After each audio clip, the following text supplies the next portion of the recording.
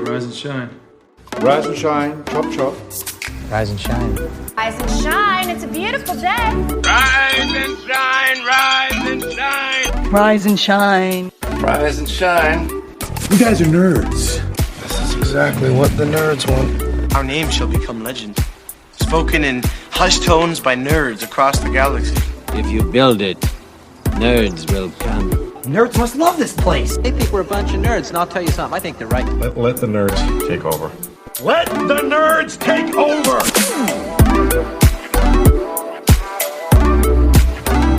Rise and shine, nerds. We hope you've got your coffee, because it's time for our brand new morning show for Love Thy Nerd and anyone who finds themselves at the cross section of nerd culture and church culture.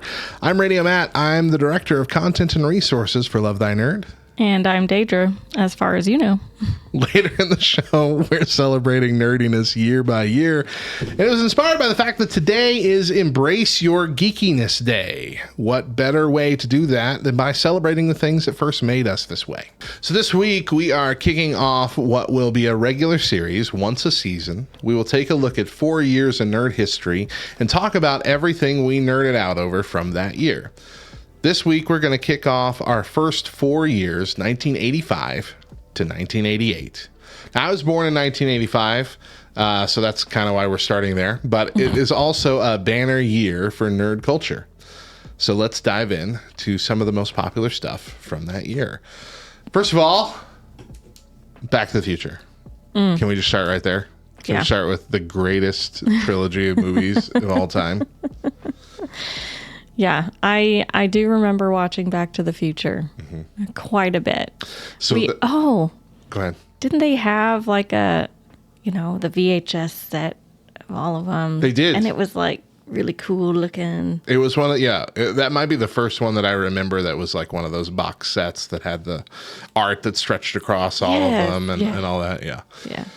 Back to the Future has been since a child my favorite set of movies. I remember going to Blockbuster many times, and my mom would always give me, you can rent two things. And usually it would be a movie and a Nintendo 64 game or something, but at least twice a year, I would ask her, can I please rent all three Back to the Futures?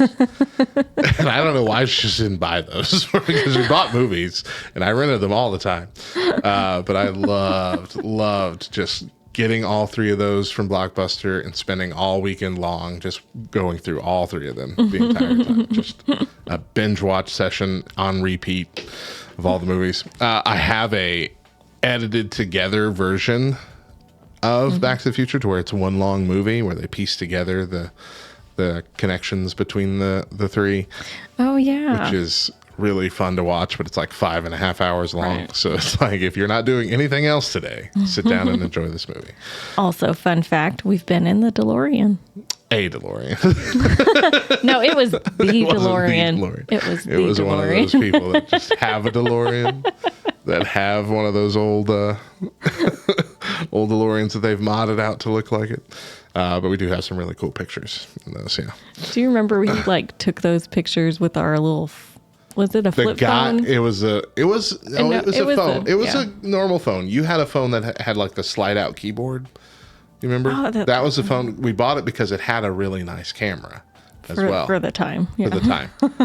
But the problem was the guy who ran the thing was the one who was in charge of helping people take their photos, and he was all shaky. So even though we have a couple cool pictures, they're all kind of blurry, just a little bit blurry. They're not clear because he couldn't keep his hands from shaking. Yeah. Bro, you got to get somebody else to do that. This was also the first year of WrestleMania. Wow. WrestleMania number 1. In 1985. It was a spectacle. I wouldn't go so far to say it was a good show, but it was a spectacle. Second year was worse. Second year, they're like, hey, let's split this up into 3 different arenas. And so they did a third of the show in every different arena. And when it wasn't your turn, if you were in the arena, they just had big screens up that you could watch what was going on in the other arena. And I'm like, that's lame. That's unnecessarily lame. but I mean, it's WrestleMania now is a 2-night event and one of the biggest spectacles of the year. It's second only to the Super Bowl, I think, in popularity, and it's about around the same time. Last year's Super Bowl, not this year. This year's was all right. It wasn't bad, but last year's Super Bowl, WrestleMania was out of this world. They had a couple iffy years, but last year, I think everything hit. It was so good. This was when MacGyver, the TV show, came out. Did you ever watch MacGyver? I don't know that I've ever seen an episode of MacGyver. We're only. I mean, my parents were really into them. We're only used to the jokes from Stargate. Yes, they would get it in there every now and then. It was in the first episode where they had Samantha say, somehow we MacGyvered our way into this, getting this thing working. I'm like, that's fantastic. But yeah, I've watched maybe 2 or 3 episodes when I was really young, and I barely remember it. Yeah. I wanna check it out. And now as an adult, everything I think of is just MacGruber, that parody from Saturday Night Live. MacGruber. The Goonies. This is one of your favorite movies from childhood, isn't it?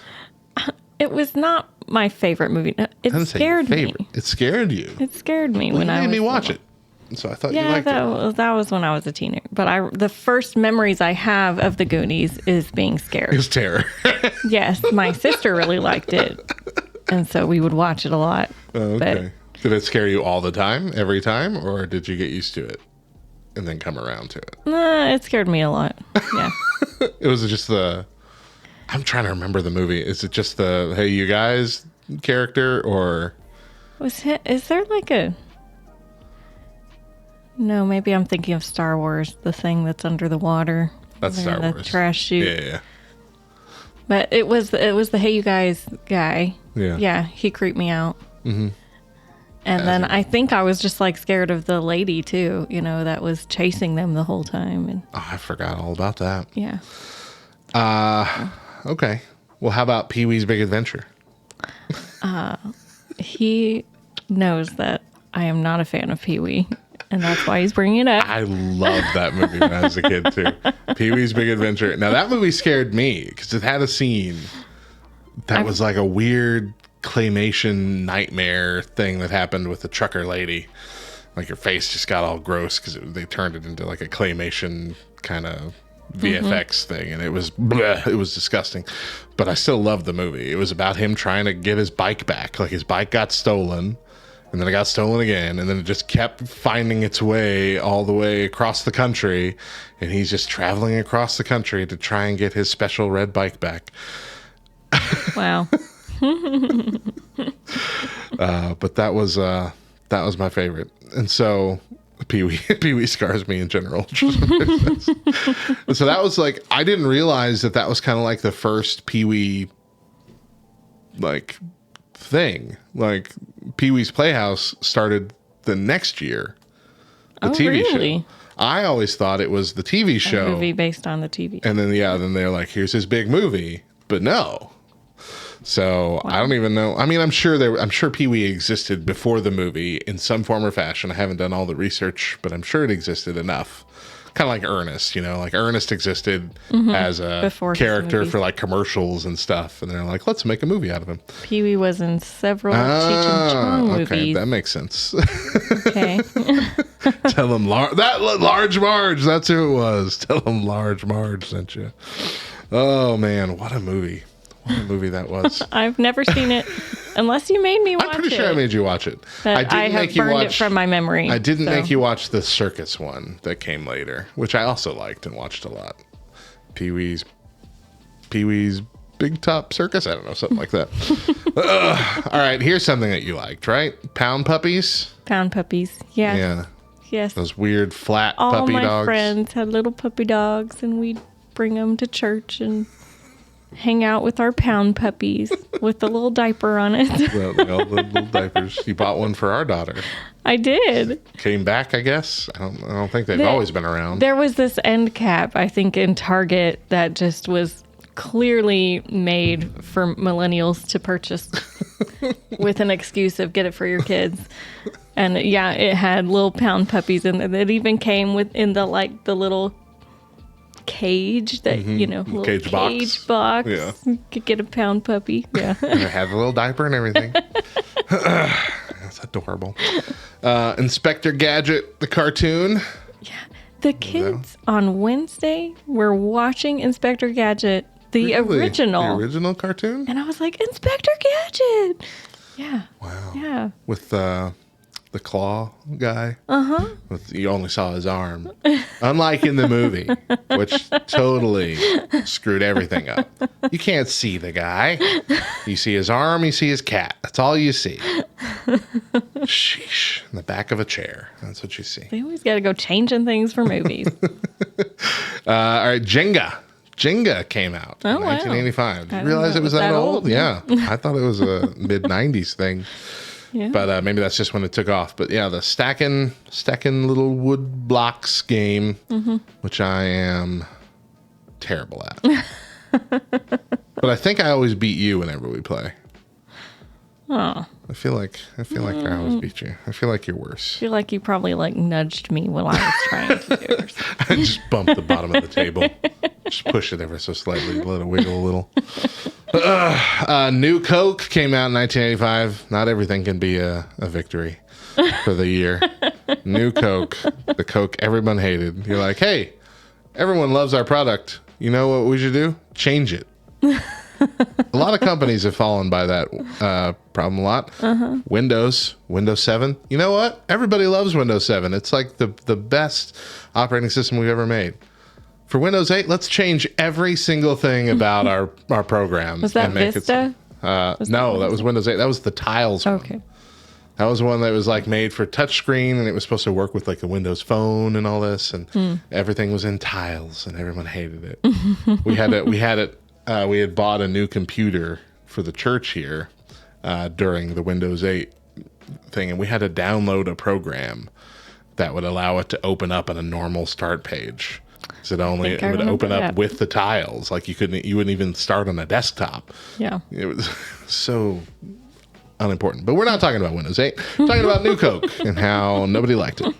Chex Mix, in the bag, also came out in 1985. Wow. I also thought that was a mid-90s thing. Wow. A lot older than I thought.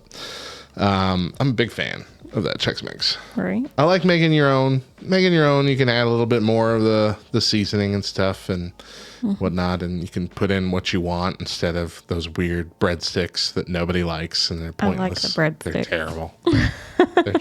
It's just gluten. It tastes like nothing. It tastes like crunchy gluten.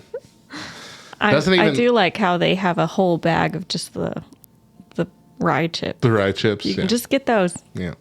Yep. The seasoning doesn't even stick to the breadsticks. They're too smooth and gross. It's like the break you take in between. I don't want a break. I don't want a palate cleanser in between the same snack I'm eating. Weird Al's Dare to Be Stupid album. Oh, wow. Came out this year. Maybe my favorite Weird Al album. Let's go through this track list here. Had Like a Surgeon, which was the Like a Virgin parody from Madonna. Dare to Be Stupid, which was a fantastic anthem that he wrote himself. I Want a New Duck, instead of I Want a New Drug. I Want a New Duck, one that won't try to bite. One More Minute. This was like an Elvis Presley style doo-wop ballad, but about not liking the lady. I don't remember the lyrics now, but it ends with "Then spend one more minute with you." So it's like I'd rather do this. Oh, got you. Yoda. Oh, okay.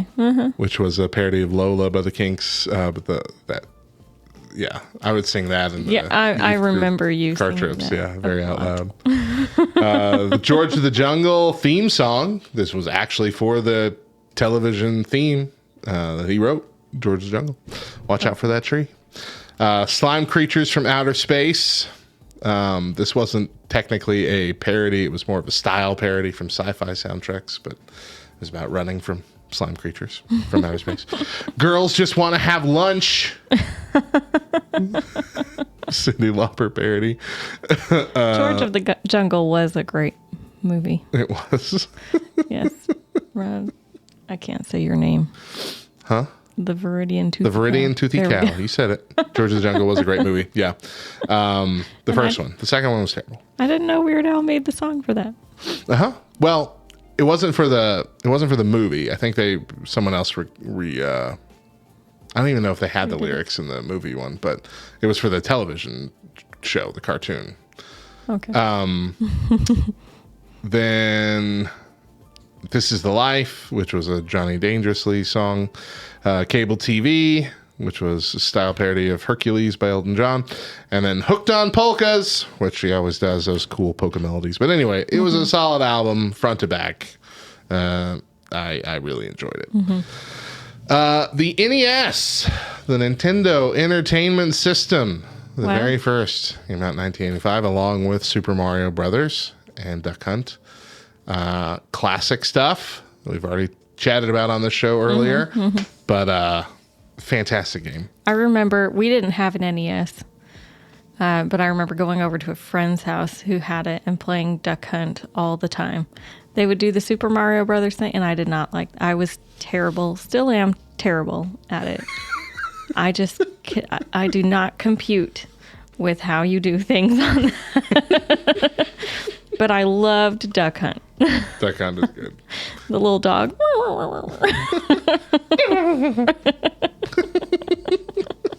Trishan says Dare to Be Stupid was the best song. It was on the original animated Transformers movie soundtrack that I love to torture my kids with.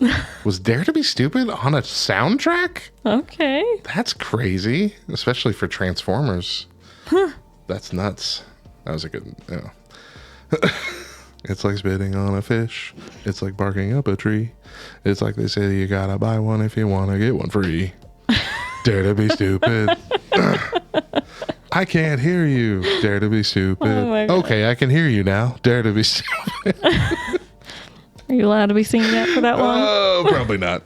Man. All right. The Golden Girls. This doesn't seem on the surface like a nerdy thing, but people have been nerding out about that show for the last 5-10 years now. This for is some true. reason. I have two friends that's like their favorite show. Obsessed with it. Like like how I am with The Office. Mm-hmm.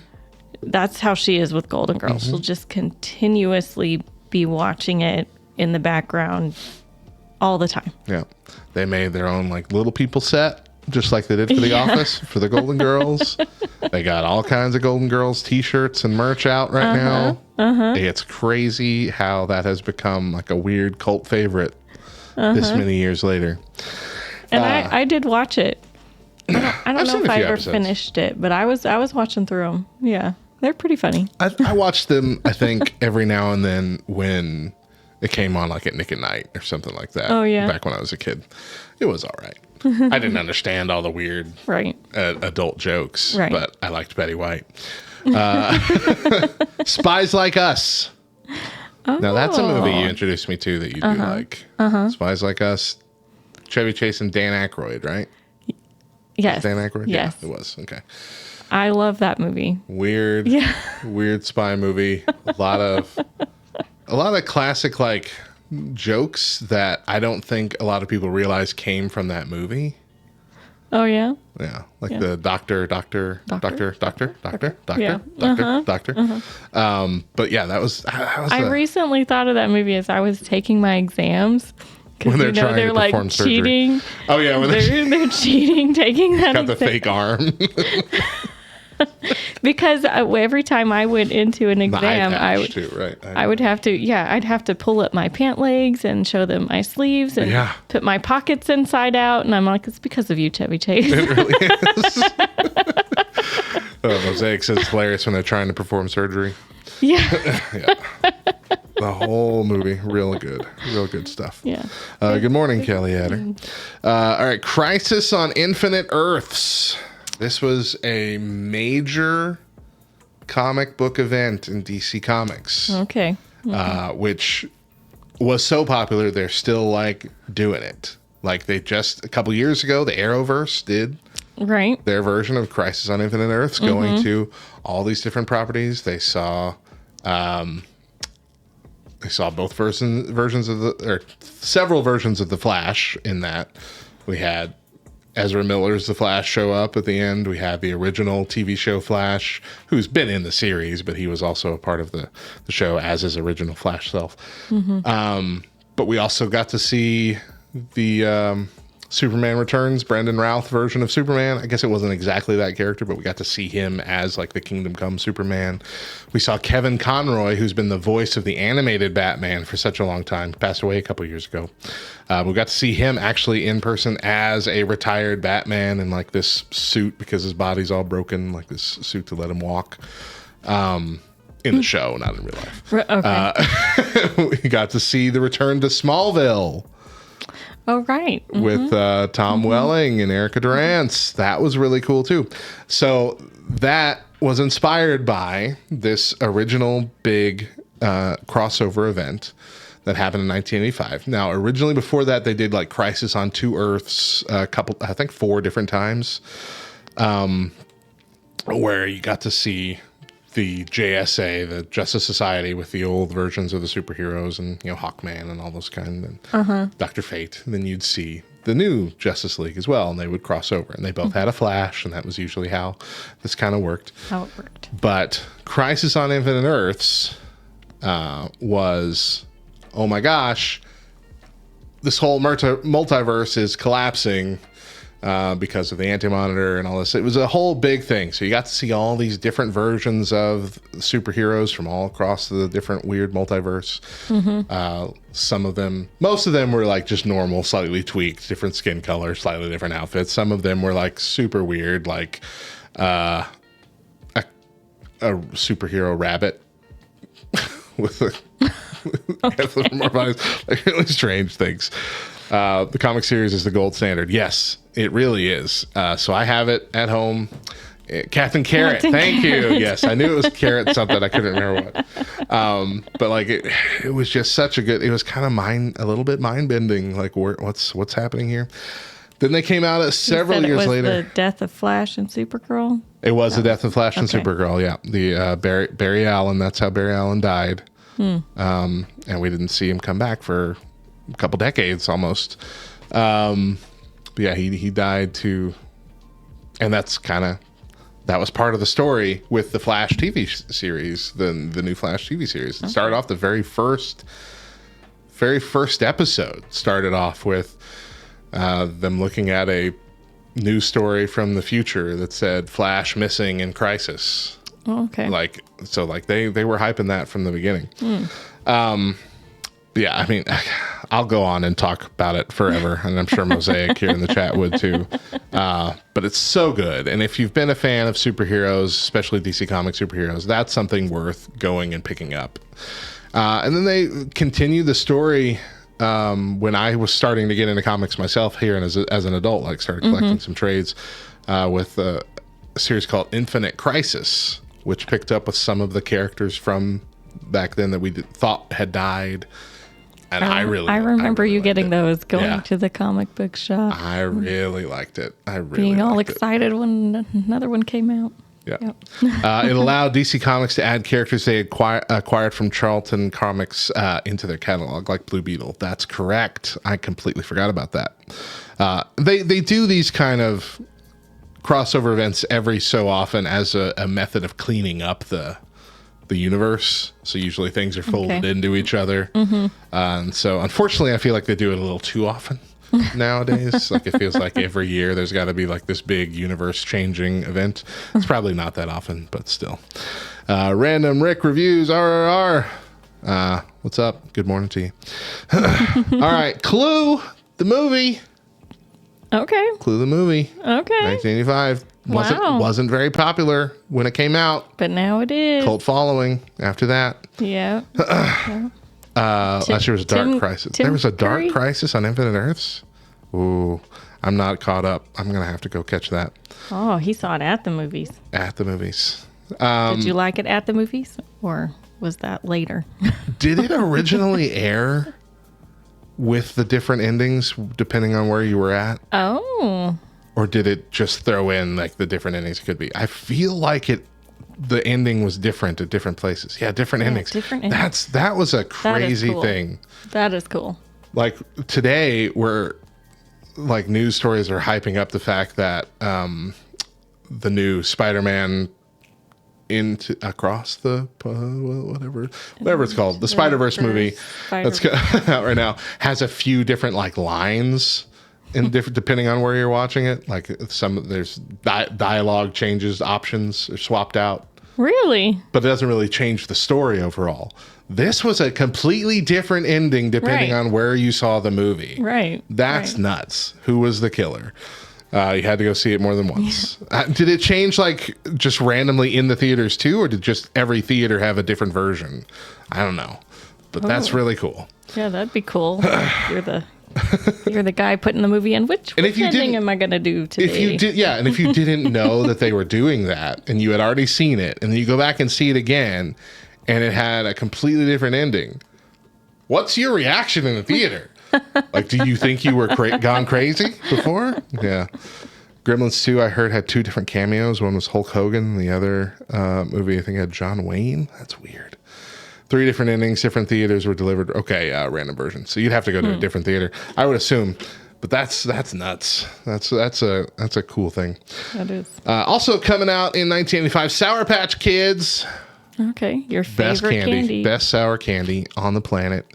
It used to be the greatest candy of all time until they added blue raspberry to it. Now I can't eat it in the dark. Can't eat it in a movie theater because I don't know if I'm going to get a blue one. Blech. Haven't you like pre-sorted it before going to the movies? When I've bought bags to sneak in? Absolutely, I have. Yeah. We've never snuck in candy. No, our theater doesn't have Sour Patch Kids. They sell those knockoff Sour Jacks. Brand or whatever, and they don't have blue raspberry in them. So usually I'll just go ahead and buy the Sour Jacks from the theater. Hello there. Thank you for that follow, Random Rick Reviews. All right. Next up, Calvin and Hobbes. Oh. Tail end of 1985, jumped in the end of November, but that was the kickoff of Calvin and Hobbes. Somebody in our Nerdy Wishes Christmas thing bought me the Calvin and Hobbes full set of every strip, and I've been going through them slowly, and it's just so fun. So fun. Our son has been reading. He's been reading. He got one. Yeah, that's right. He got one of the collections. Yes. Calvin and Hobbes is the GOAT, the greatest of all time comic strip. Attack of the Murder Snowman. Calvin and Hobbes is my pastor's favorite comic. It's good. It's a good one. Yeah. I've been in love with the Calvin and Hobbes comic book for a long time. I got hijacked and he's peeing on everything. He should be like Calvin. Anytime something got in his way, he just peed on it. And the last thing that came out in 1985 that we're going to talk about today, the Taco Bell Mexican pizza. Oh, you should have told me. I would have worn my shirt. Should have worn your shirt. I got randomly selected to win one of their I Brought Back the Mexican Pizza t-shirts last year. And they don't have my size because I'm a big fat man. So I got it in Deidra's size, and she wears it every now and then, and it makes me love her even more. Makes me want a 4th kid. All right. Oh, geez, that was loud. I was to put a point on it. Sorry. It was a joke about married things. Every time I wear it, Eli's like, "Can we go get a Mexican pizza?" I love the Mexican pizza. I was so sad when the pandemic took it away. It used to be slightly better because they used to have green onion on it too. And then there was that weird E. coli outbreak for all green onions everywhere. And so they took it off, and then they just never brought it back. Yeah. And I guess that makes sense because it's like the only thing it was on. And so why would you bring it back for that one item? For the one item. No, they had it on their cheesy potatoes too. I really liked their They did. cheesy potatoes, and it had them on there. Oh, that sounds so good. I forgot all about that. They did have it on the cheesy potatoes. Yeah. Oh man, I enjoyed those. that little onion kick just took it over the You top. just need to sneak some in. I guess that's it. We'll just bring our own chives. Take it home. Put our own chives on. Man, I'm talking about not chives. Taco Bell. Go get dang Taco Bell. Golly. I know. I'm like, this is where I'm headed after this. But anyway, they took the Mexican pizza away because of COVID. They also took the cheesy fiesta potatoes away. They took all the good things away. Yeah. Then they brought it back, remember, and it was so popular. It exceeded their expectations so much that they, like, every store sold out in 3 Like a weeks. day. Yeah. 3 weeks. It was supposed to be back forever, and they sold out of all their stuff that they had ready for the launch in 3 weeks. They're like, you know what? We're going to have to take a couple more months and start this again. So that was weird. Anyway, we're going to go ahead and cap off the year right there. This week, we are looking back at what we nerded out over in years gone by. Today, we're looking at the year of 1986. We're going to start with Ferris Bueller's Day Off. I love that movie. I discovered it maybe as a teenager. Yeah, I Did we feel like watch it was, it? if you and Yeah. I both kind of started watching it. We bought it. Did I we bought buy it. I bought it as a teenager, but that's, Yeah. that's when I was first working at Wiener Schnitzel for the first time, and all I had to pay was my car insurance and gas, and I had no other expenses. So I just bought a bunch of movies all the time.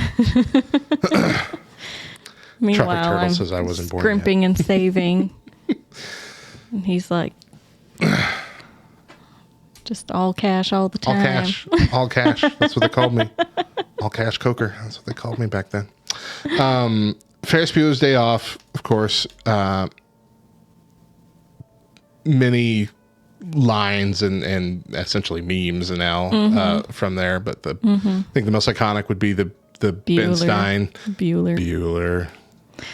So I watched the like the bonus stuff on the DVD we had, and he talked about how like when he's in class and doing the lesson, that was like literally him, the actor, like teaching on a topic that he knew. He was actually teaching. Yeah. Yeah, like he was like, He's a smart dude. oh, I got some stuff to talk about. Like, and he just went on and on. Like, I don't know. Like it was not written out. It was. I don't know if it you was him. remember. I watched it a lot when I was a teenager. I don't remember if you remember the game show that was on Comedy Central called Win Ben Stein's Money. Okay, I recall it, but I don't know that I ever watched it. It's where Jimmy Kimmel was first showcased too. He was like the little sidekick guy.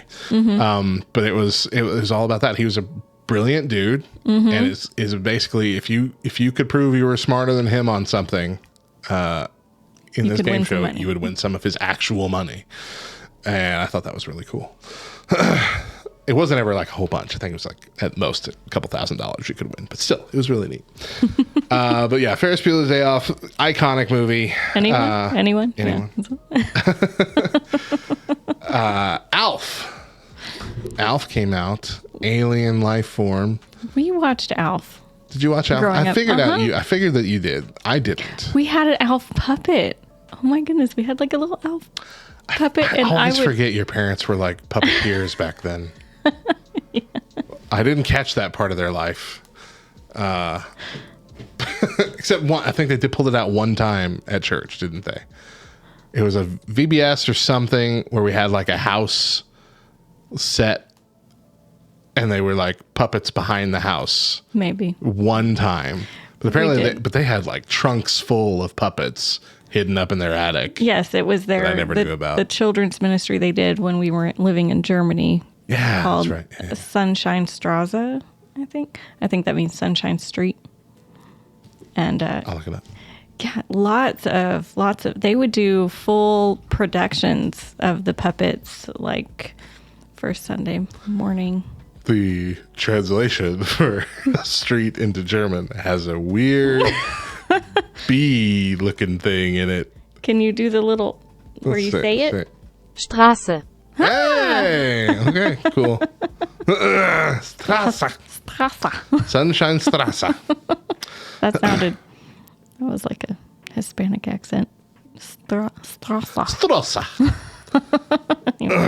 Anyway, yeah, we had a little Alf puppet. I remember bugging my brother with it all the time. I kept putting it on. And The only thing I remember about Alf is that he liked to eat. He wanted to eat the family cat.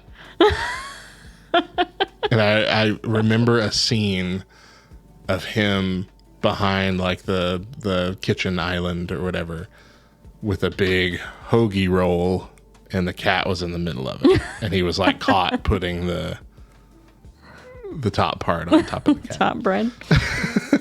Mosaic says I have Alf trading cards as well. Wow.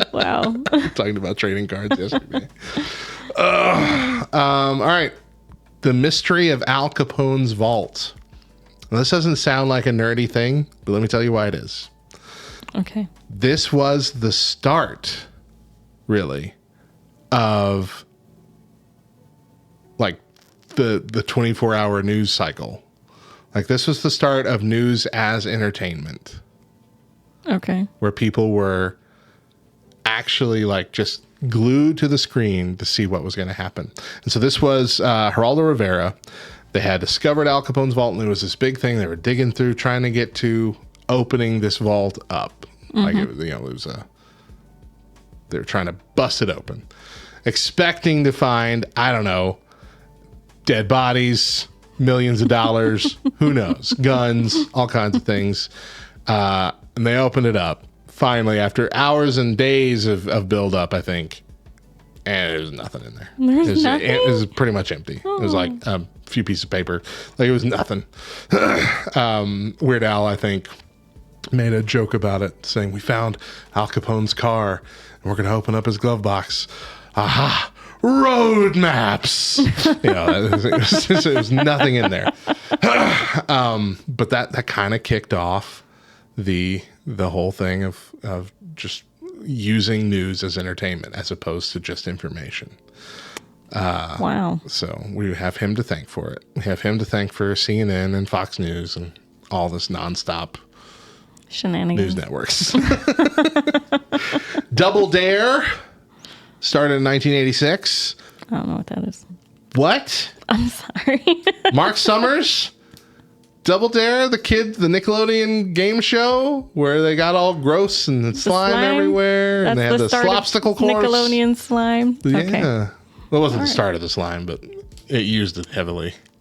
Start of the slime actually started on a show called You Can't Do That on Television, and it was before Nickelodeon had even become its own channel. Mm-hmm. But it was like a lot of people involved with that show were the same people that kind of started the network and got everything going, and the slime kind of carried over.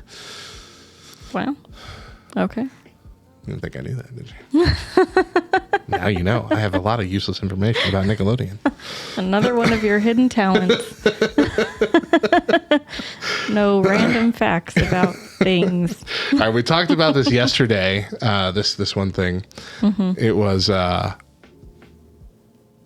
Garbage Pail Kids, the trading cards of these nasty Cabbage Patch Kid dolls that just they were having terrible things happen to them in the cards.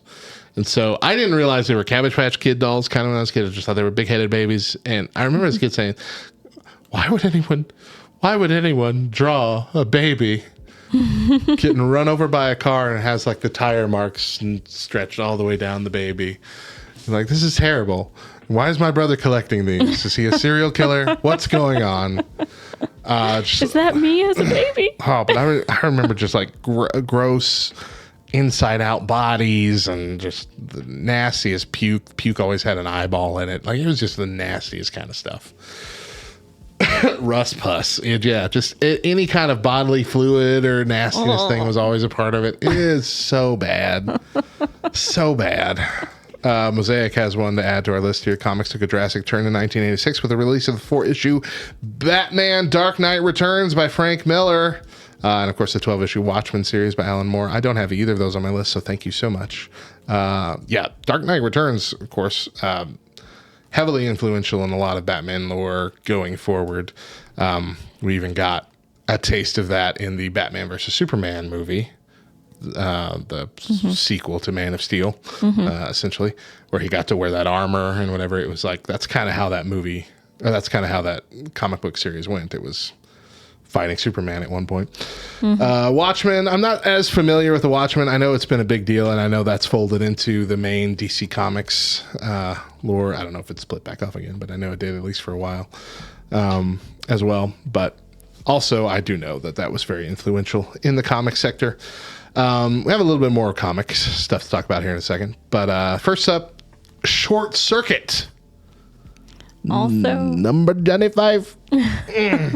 Also one we watched a lot as a kid. I love both of those terrible movies. Yeah. They're absolutely stupid, and I love them so much.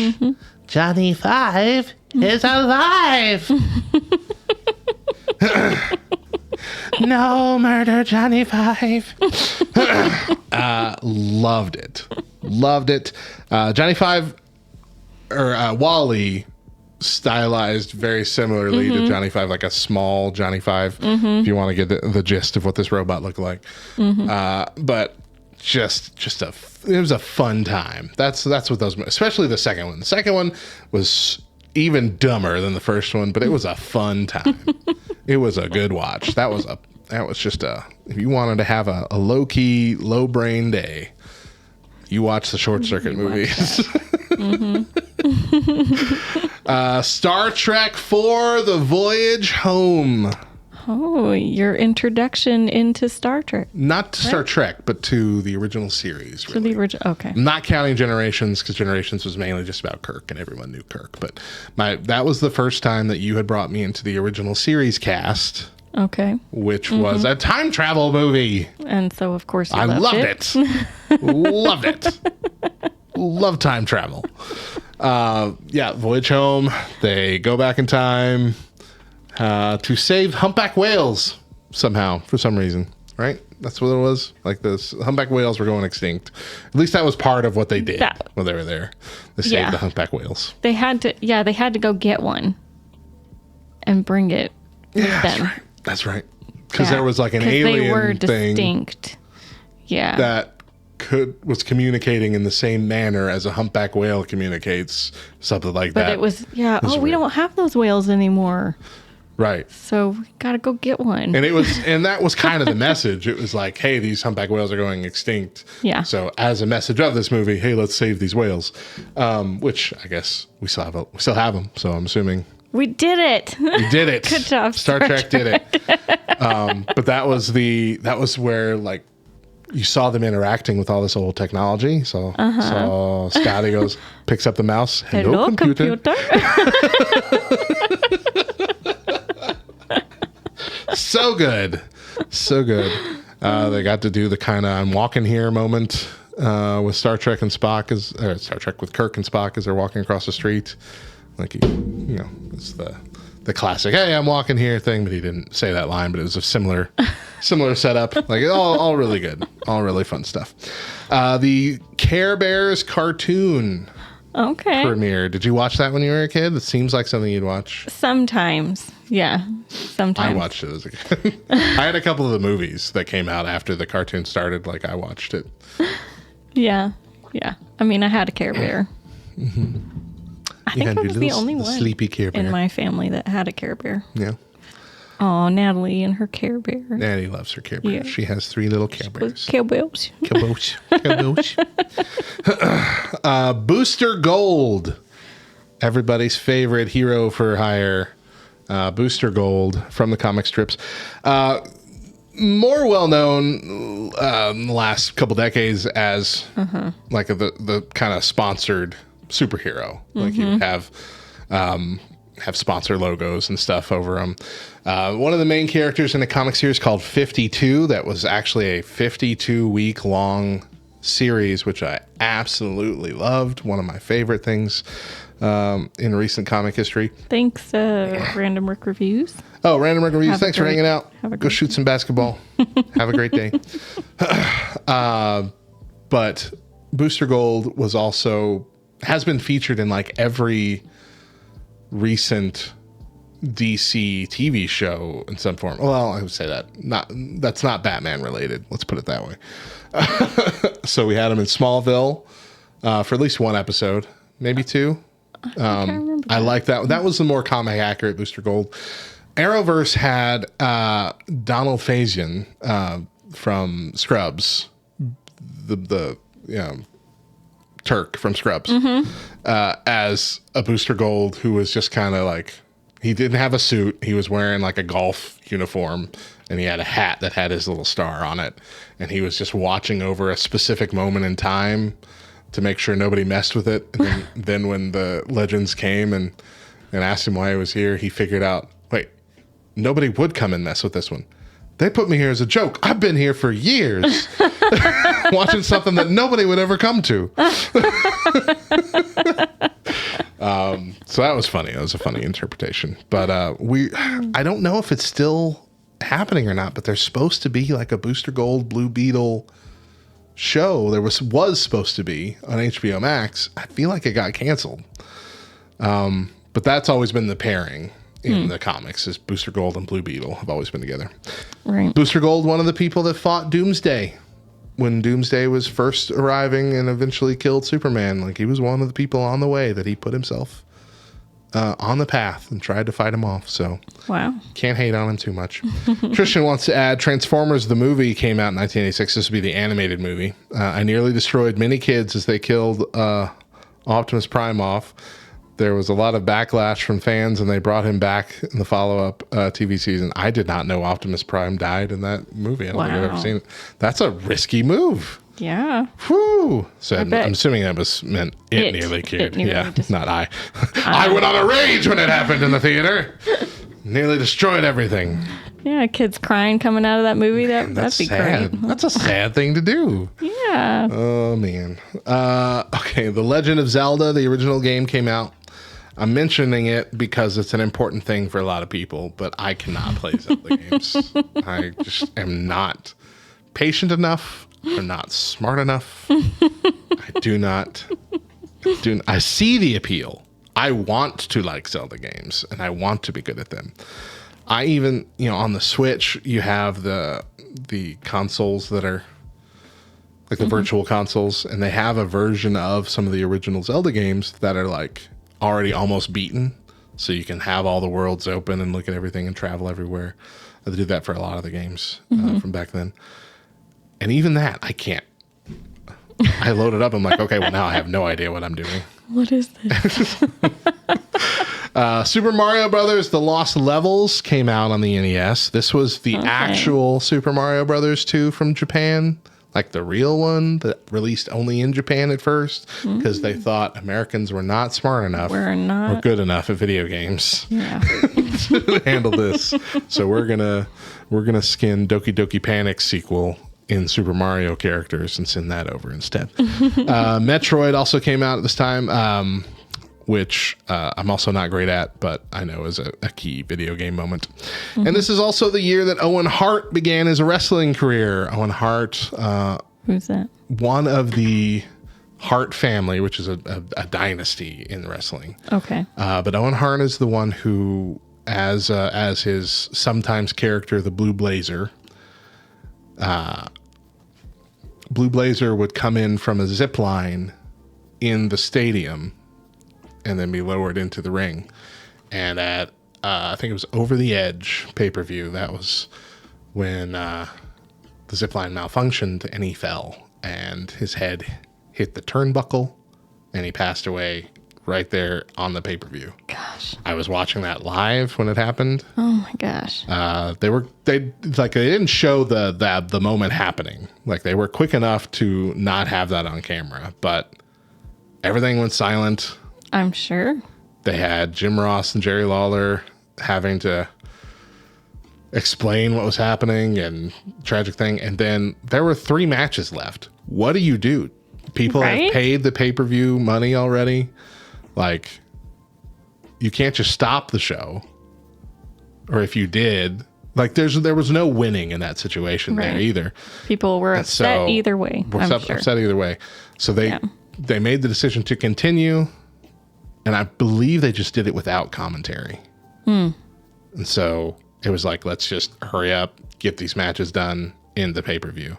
But that was the first like wrestling tragedy that I remember experiencing. Crazy. Yeah, a horrible, horrible event. And a sad note to end on. I apologize for that. Way to go, man. But we are going to go ahead and cap off the year right there. This week, we are looking back at what we nerded out over in years gone by. Today, we are looking at 1987. My birth year. Let's get into it. Woot. Let's start with The Princess Bride. That's the thing that happened really in 87. That was the best thing. Deidra was born. The Princess Bride. Okay. I can't get into this movie. I know. Matt hates it. I don't hate it. I just don't like it. I hate Lord of the Rings. I don't care for Princess Bride. Princess Bride is the marriage is what brings us together. Marriage! Yeah. I like it okay, but I don't understand the cult nature of it. Yes. Yeah. Like, especially among Christians. Like homeschoolers, especially. That's like their favorite. It's the weirdest thing. Yeah. It's the weirdest thing. On the opposite side for Christians anyway, Dirty Dancing also came out. I remember the first time I watched this movie, and I was at a friend's house, and I knew that my mother would not like that I was watching this movie, but I watched it anyway. I was like, oh, it's called Dirty Dancing. Mosaic Fan Art says Princess Bride is in his top 10 movies. He said it's in my top 10 movies of all time, but we were already talking about Dirty Dancing, so he had to make it clear. Princess Bride. Princess Bride. Dirty Dancing is not... I don't feel like it's one of those like all-time great movies, but it does have one of the most quoted lines of all time. Nobody puts baby in the corner.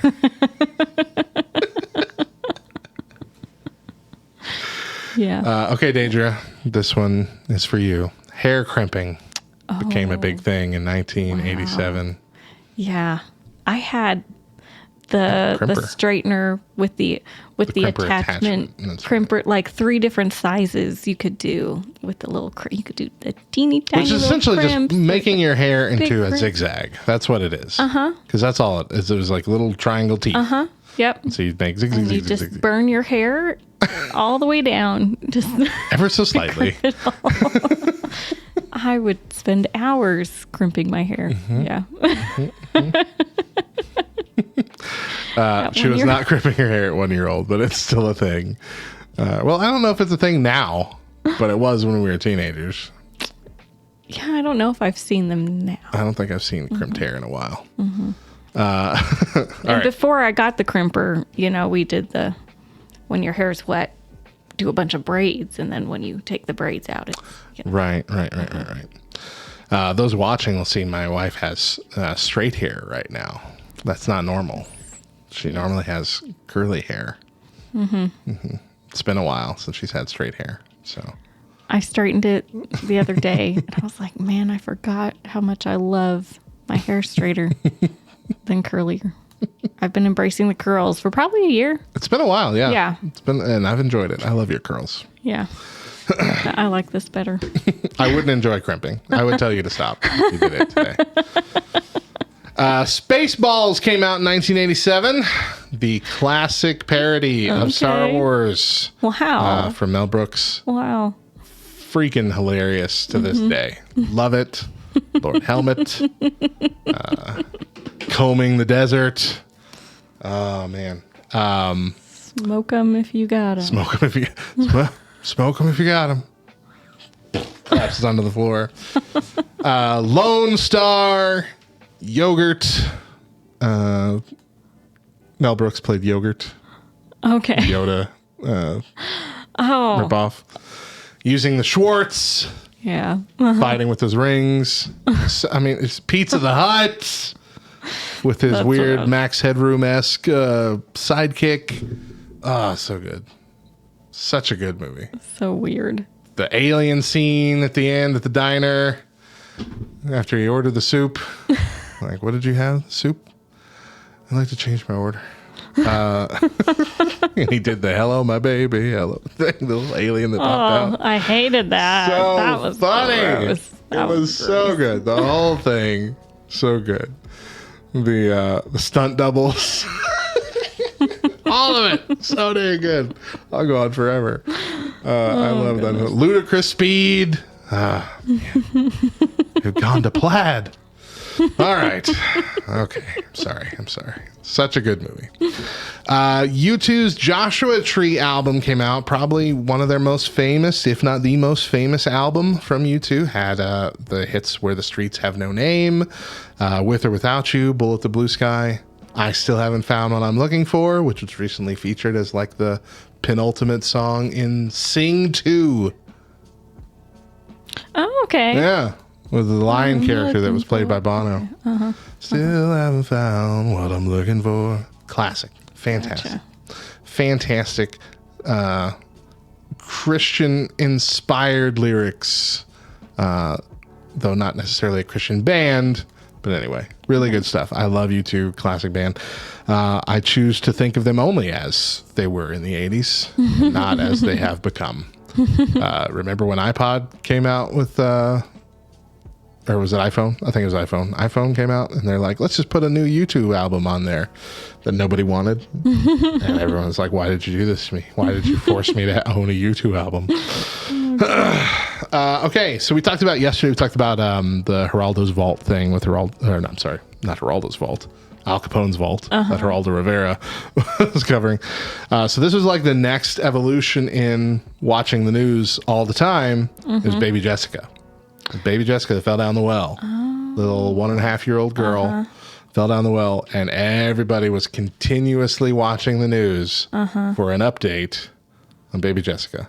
Wow. So this came like in 3 stages. This whole news thing came in 3 stages. So she was my age? Yeah. Wow. Yeah. That had to be like my mom. Well, a little older than you. Because you were born in 87. She was a year and a half old. But what did you say? Your mom... probably was not liking that news story. Oh, yeah, I'll bet. Yeah. As a mother. So the 3 stages were Al Capone's Vault, Baby Jessica, and then the O.J. Simpson trial in the early 90s. So those were the 3 big events that led to the news networks as we know them now. But yeah, Baby Jessica. Wow. I was just finding everybody watching, hoping for good news. It was, a similar feeling to the sub that went to see the Titanic here a couple weeks ago, where just everybody's just constantly checking the news. Are they going to find it in time? Air going to run out? All this kind of stuff. Like, it's a tough thing to watch. Scary stuff, because you always know in the back of your head that the most likely outcome is something bad. Right. And so, right. Yeah, it's tough.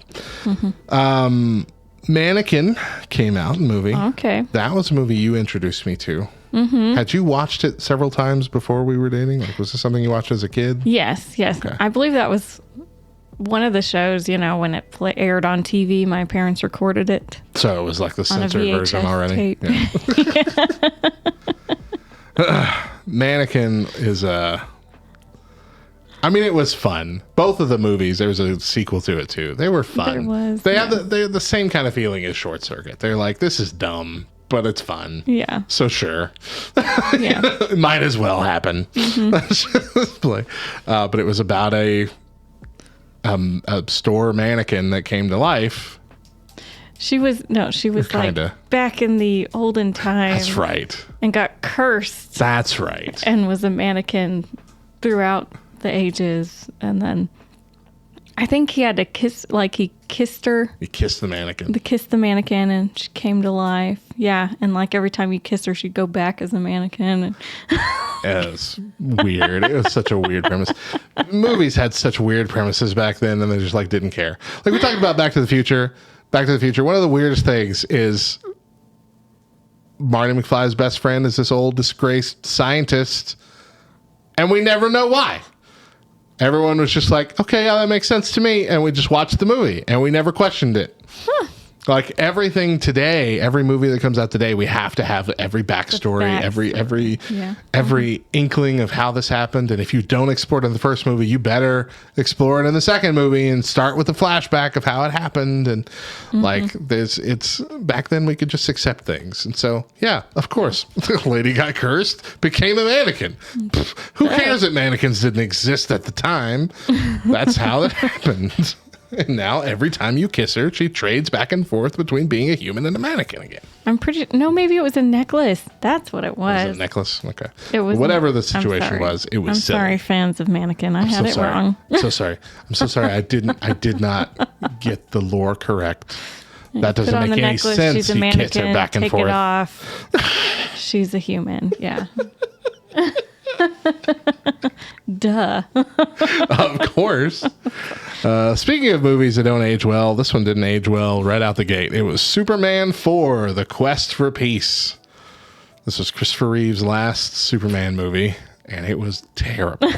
Is that why it was his? It was so bad. I'm remembering the bad guy was like this sun god character. I think that might have been the third movie. Now I don't remember. Both of those last two movies were bad. But it was all about him basically. I think it was every nuclear weapon or every weapon of mass destruction. Superman like gathered them all up from every nation and hurled them out into space, into the sun. I think it was. And then there was like a courtroom scene and everything with Superman. I'm like, this is weird. This is not good. This is not Superman. So let's move on to a good movie. Planes, Trains, and Automobiles. Okay. Steve Martin, John Candy. Such a good movie. Long butt movie. Also one of those movies that surprises you when you watch it for the first time when the only version you ever had before was one that you recorded off the TV. Ooh, yeah. There's a whole scene with about 80 F words in it that I did not know existed until I watched it on DVD. Yeah. My only line I can really remember from that is, where's your hand? It's between two pillows. Those are pillows?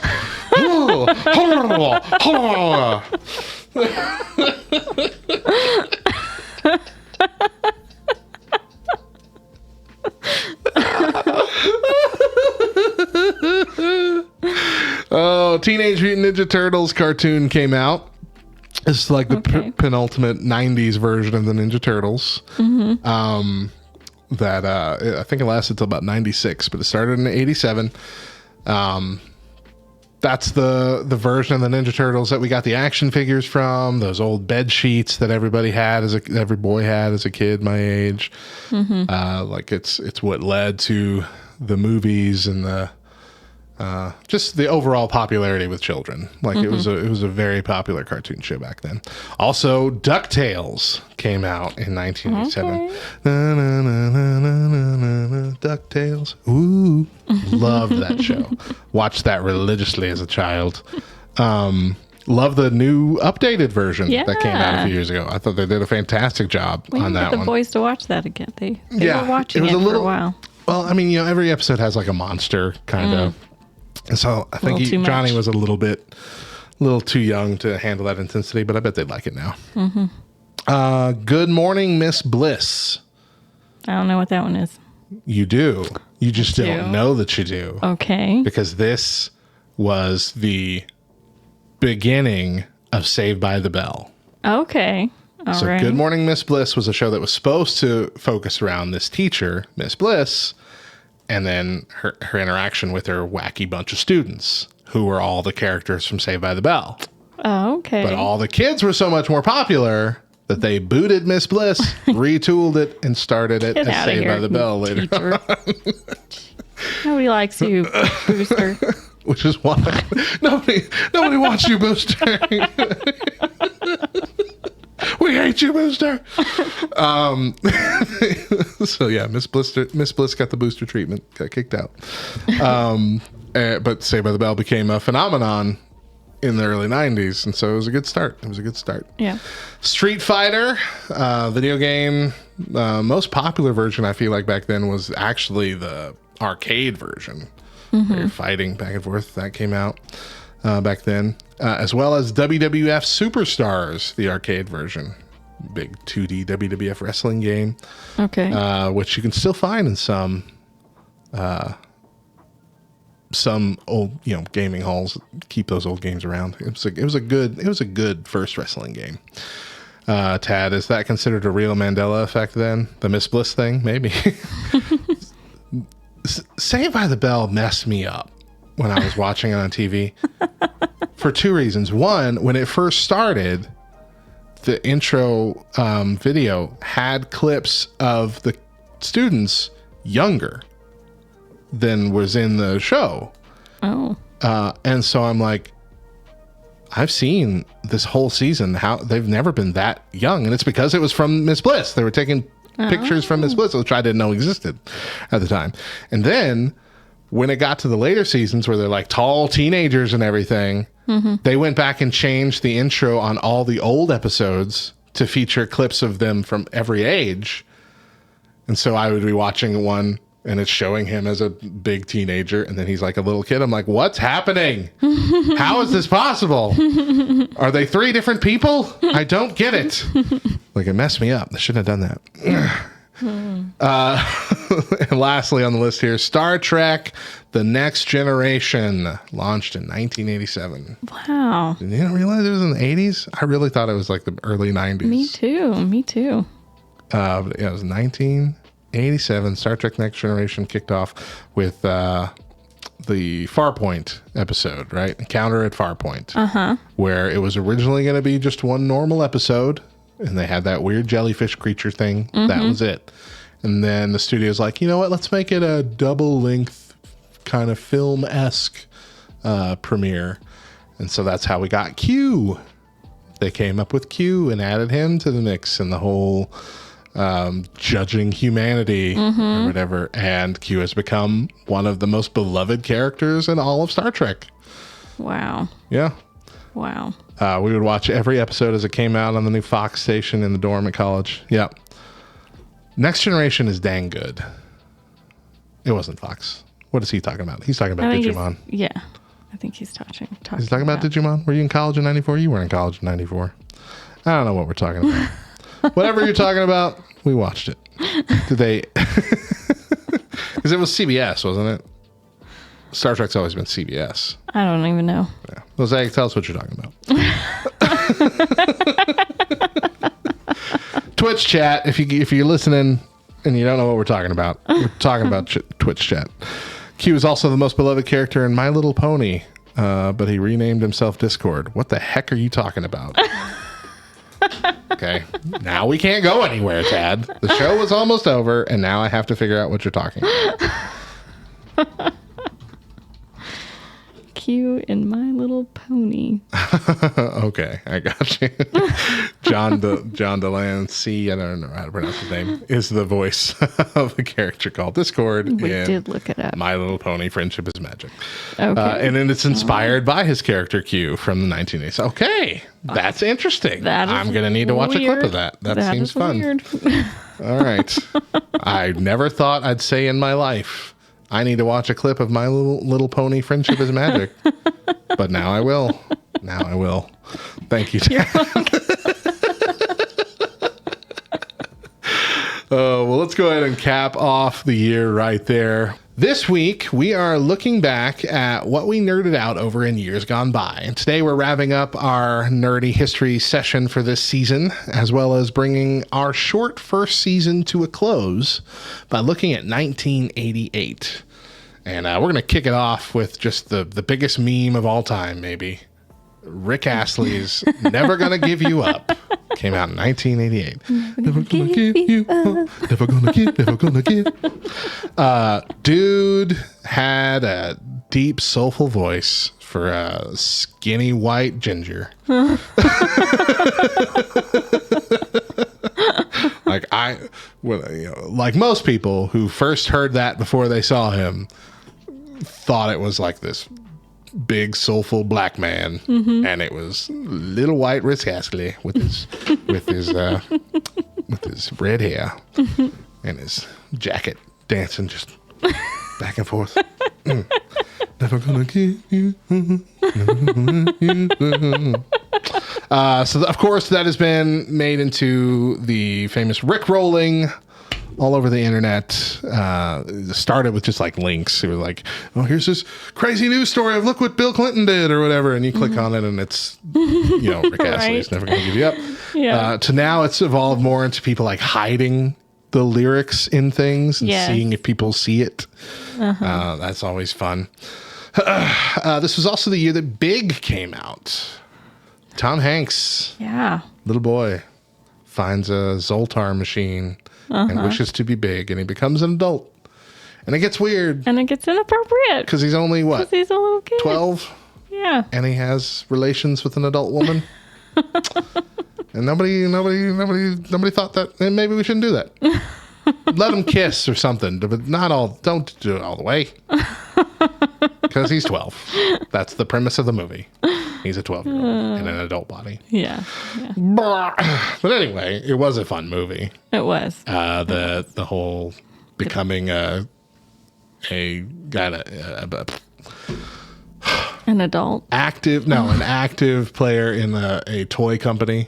Right. Helping them do that, dancing on the piano scene with the owner. That was really cool. I like that. It was a good movie. It was one of the old classics of Tom Hanks. Who Framed Roger Rabbit came out. Now, this was that first big crazy combination of live action and animation, which we wouldn't really see again in the same style until a couple years ago, or was it last year with Chippendale. With Chippendale's Rescue Rangers movie, which nobody knew that's what that was going to be. Right. Like it went straight to Disney Plus, and it was like, we got a Chippendale Rescue. Oh, I remember that as a kid. And then you got this, and like, what the heck is happening here? Yeah.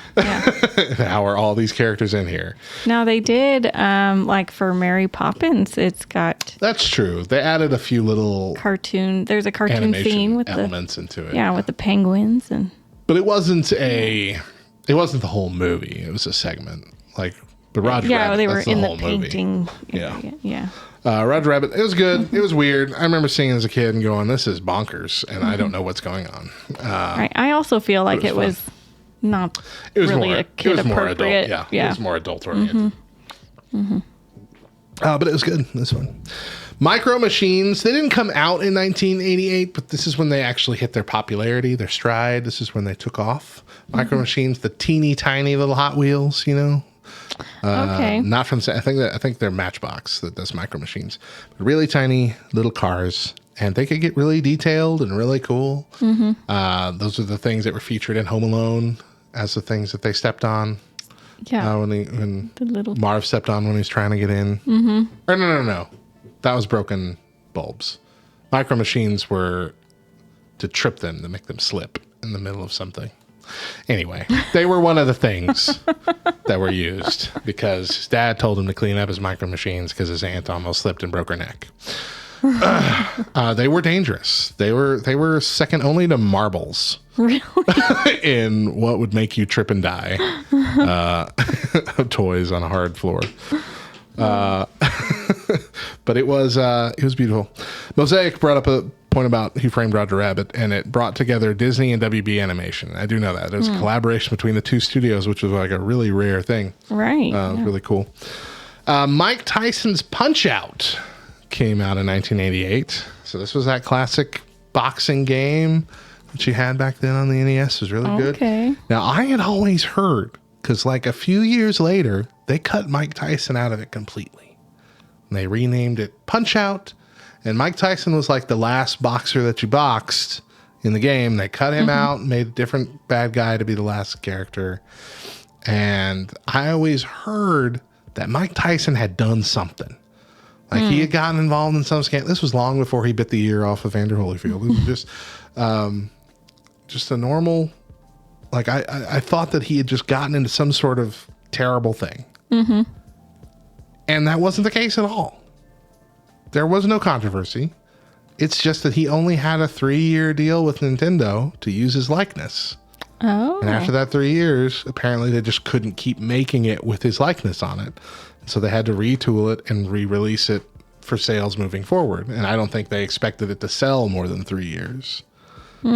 But it was definitely like Mosaic says, an OG with the NES. It was a classic game for sure. And then of course it came out with Super Punch Out with the SNES. Really good stuff. Classic boxing. And now we have ARMS. Yeah. With the Switch, which Kids love it. kids love it, but it wasn't a success for for Nintendo. But they did put one of the characters in Super Smash Brothers Brawl Oh, or Ultimate or whatever it is. What's out now? I don't remember. It's Brawl, isn't it? I don't remember. Don't ask me. Whatever No. it is. Whatever is out right now, the Super Smash Brothers that's out now has an ARMS character in I it. just So it like was the kinda music cool. in ARMS. The music's pretty dope. You're right. Die Hard came out in 1988. The classic Christmas Okay. movie. Die Hard. Did it come out at Christmas? It came out around Christmas, yeah. That's why it's Christmas themed, which is typically the case, except Iron Man 3 broke that mold. It's like, we're going to release a Christmas movie in June or whatever it was. We're ready now, so we're just going to go ahead and get this out there. Die Hard came out. That was one of those movies that I had not watched until an adult, like a couple years ago. And I think it's because I didn't watch it when I was younger that I still don't like it. I want to like it. It feels like a movie I should like, and I don't like it. And I don't want to watch it. You don't have that whole blast from the past. Yeah, I really feel like most people are just experiencing a nostalgia effect for that movie. Yeah. And that's why they fight so hard for it to be considered a Christmas movie that you watch every year. But it's not. I really did mess up your camera, didn't I? You're off. There you go. Okay. Next up is The Great Outdoors, starring John Candy and Dan Aykroyd.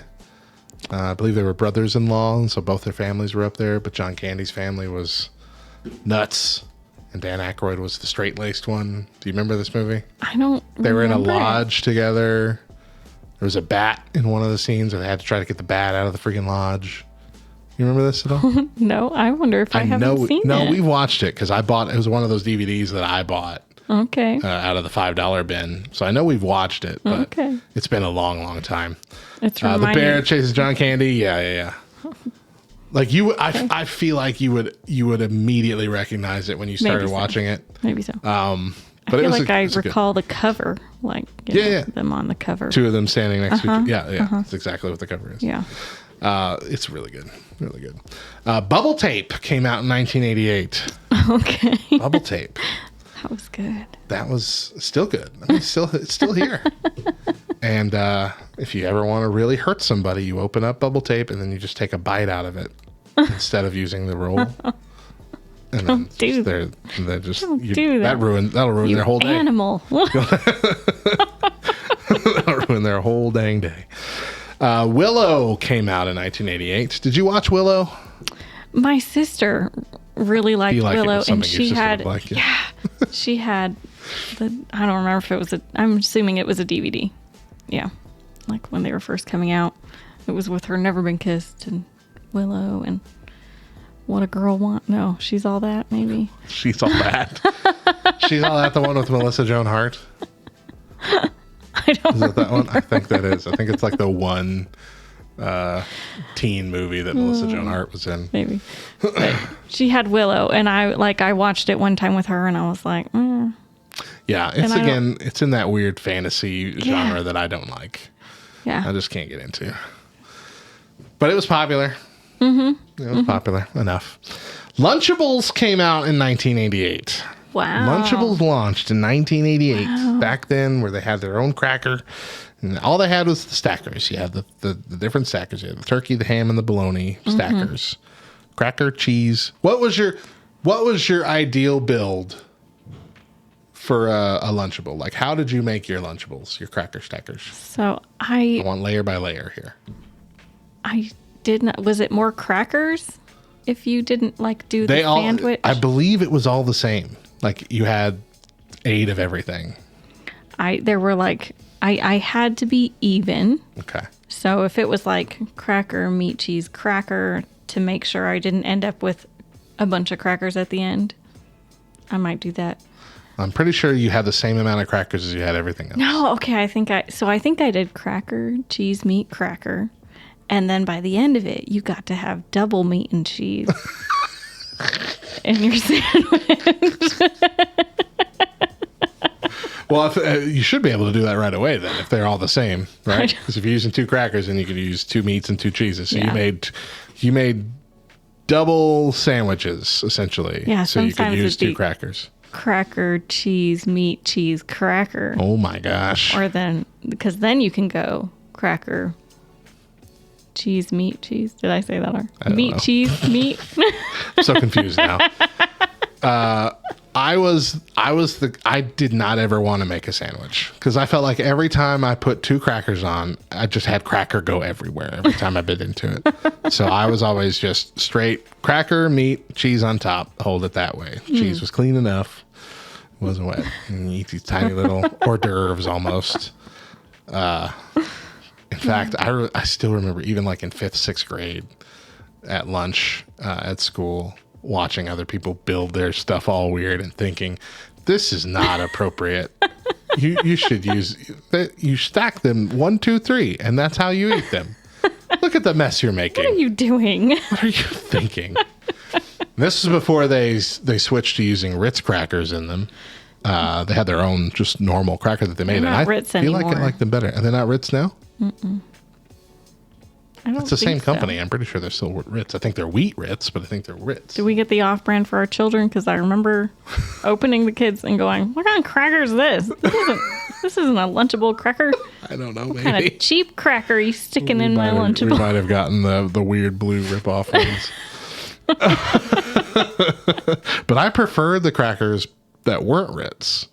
They were just they were like a crispier butter cracker. But they weren't as buttery as Ritz were. Ritz are so buttery that they're almost soft when you chew them. They don't crisp. They don't crunch as much. I'm all about Ritz. I mean, they're good. I like the other ones better. And then, of course, it came out with the pizza Lunchables when I was a kid, early 90s. Bless you. Excuse me. Which little disc of dried up dough, some still banger pizza sauce, really good pizza sauce. That's to this day, I believe that's the only reason kids liked it, because the sauce is so good. And then you shred it. Not true for Johnny. Not true for our Johnny. He doesn't like sauce at all. No sauce. You put some shredded mozzarella, and then either thick little pepperonis or a little accent of cheddar cheese on top. So good. I don't understand how they formulated this cold, uncooked pizza to be so tasty. Yeah. So popular that they're still one of the most popular Lunchables out there right now in 2023. Yeah. But they nailed it. I never liked it. Oh, I always liked it. And then I tried it's cold. microwaving it once. Ooh. I thought it must be good when they're melted. No. Blech. Awful. Absolutely gross. No, I didn't do it. My grandmother did it. She microwaved That's what it was. So like my mom had sent me to her. I was at her house for the day and she sent me a Lunchable, and my grandmother's just making it and just assumed, yeah, obviously you have to cook these. So she microwaved it, and I remember I'm like, what the heck? This is awful. Do to my lunch. This is so bad. Pretty sure she made me eat it. Land Before Time. Oh, gosh. This was one of those Bambi-esque sad movies. Yeah. It was a heartbreaking movie. Yeah. I watched it a lot when I was a kid, though. I watched the heck out of that tape. I did too. Mm-hmm. And they came out with like 87 more. Yeah. And I didn't watch any of those. This is my childhood. Yes. Yes. And I'm then trying to remember lines from it. I remember the leaf was a big deal. Do you remember the leaf? Uh-huh. Yeah. Uh-huh. Before Time leaf. Petrie. Yeah, there it is. Yeah. Petrie was the little pterodactyl. Uh-huh. Yeah. Yes. Tree stars, that's what they call the leaves. Yes. And they had to, right, because it's really about the end of dinosaurs, isn't it? Like they're roaming, it kind trying of was, to find except food. they made They're running out of food. 8 more movies. So Right, I don't know. My 6th graders would watch this during lunch on their iPads. Yeah, well, was like probably the start of everyone started loving dinosaurs. I mean, it definitely humanized dinosaurs for us as kids. That's for sure. Yep. Good movie. Weird sequels, but good movie. Mystery Science Theater 3000. The TV series launched then, where they basically just watched old terrible B movies and made jokes about them. And somehow that became a very popular TV show, and they even made a movie out of them watching a longer movie. I don't understand how that happened, but it's there. It's there. Mystery Science Theater 3000, the movie, eventually came out. Wow. Garfield and Friends came Okay. out, where you had half the show. Well, no, it was 3 cartoons. The first one and the last one were Garfield cartoons. Garfield and Odie and Nermal and John and the nurse. And then the middle one was always on a farm with Orson the pig and all of the farm animals there. Had nothing to do with Garfield. And I feel like maybe one time they kind of crossed over, but other than that, you never saw them in the same universe. I feel like it had to happen one time. I feel like I'm remembering it once. Was that like them forcing you to watch this other cartoon they made up because they know you'll watch Garfield? No, I think so we're going to sneak this other one in. I think it was more that they didn't have faith in Garfield alone carrying 3 cartoons. They wanted to give you a bit of variety. So it was Garfield and Friends, even though they're not technically his friends because they don't know each other. I don't remember much of the characters in the Orson the Pig ones. I remember there was a little chick. Oh, and then a little chick that was still in the shell. He wasn't hatched Sheldon yet. Yes. And he wasn't hatched. Yeah. His just legs were sticking out, so he'd walk around. And he would talk like this.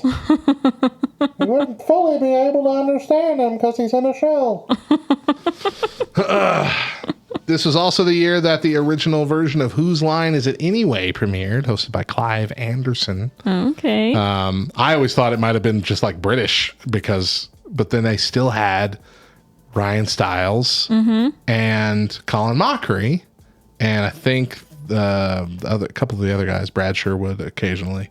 They didn't have Wayne Brady yet, I don't think.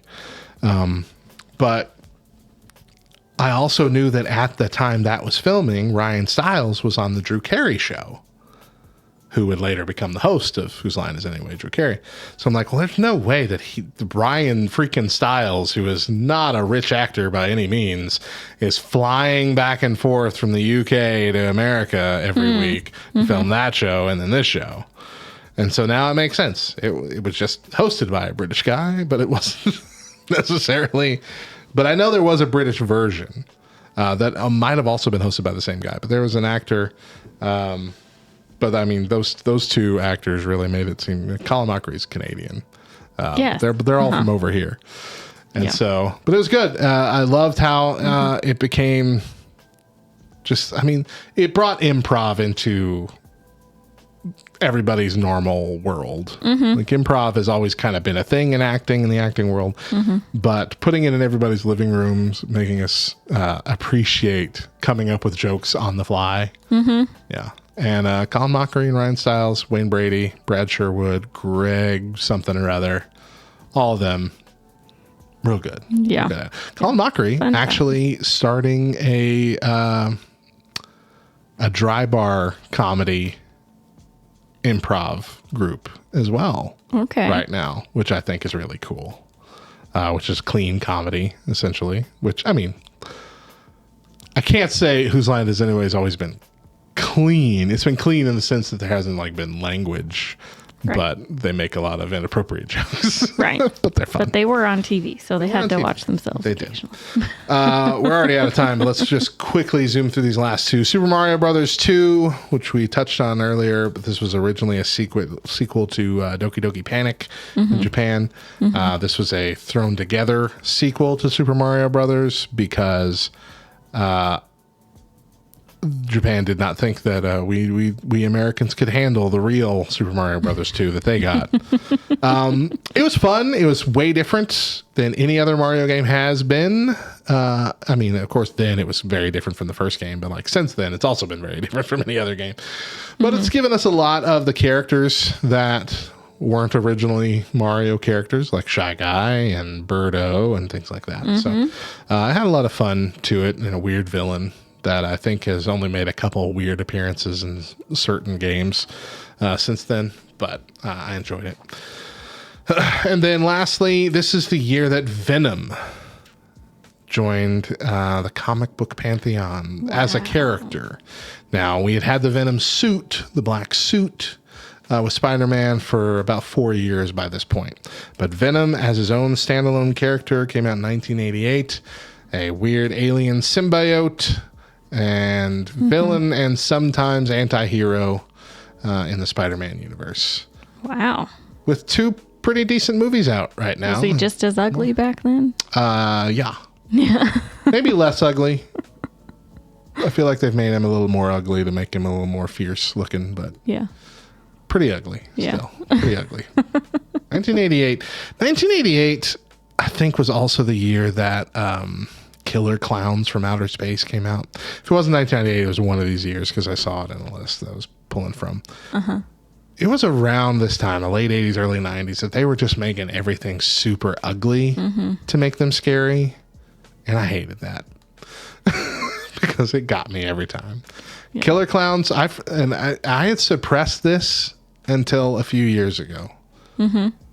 I always thought the reason I was scared of clowns was just because my brothers made me sit down and watch it. Right. But they also exposed me to Killer Clowns from Outer Space, which was campy and stupid.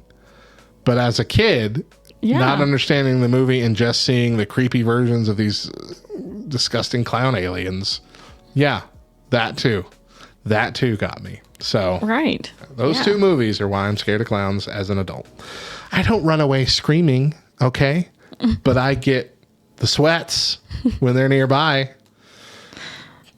Hear me out. What? Clown with a lab coat. With a doctor's coat. Make me feel calm. This clown graduated medical school. Oh, man. And with that... somebody's saying, type it out just as she said it. What about a clown in a white coat? That's hilarious. That's hilarious. That'll be the most fearsome thing to drive me. And he's going to come take your blood pressure. Even if he was just a normal clown, not a scary killer clown, just a normal clown outfit, and he came up in a white coat to take my blood pressure, I'm pretty sure my head would pop off from the pressure. That's funny. Okay, 2010 over 130. Yeah, that sounds about right. With that, we're going to wrap up our week of nerding out on years gone by. Bobble Math. Sometime next season, we will tackle 1989 through 1992. Thank you for joining us for Rise and Shine Nerds. We want to invite you to get behind the scenes by joining our LT and Discord community. Once you've joined at lovethynerd.com/Discord, simply go to channels and roles and click on the Rise and Shine Nerds channel to gain access to it. You can help us plan shows and segments and even be on the show yourself on occasion. Subscribe to the show on your favorite podcast app or through the Love Thy Nerd YouTube channel. And don't miss an episode. Trombone Dalek, thank you for cheering those bits.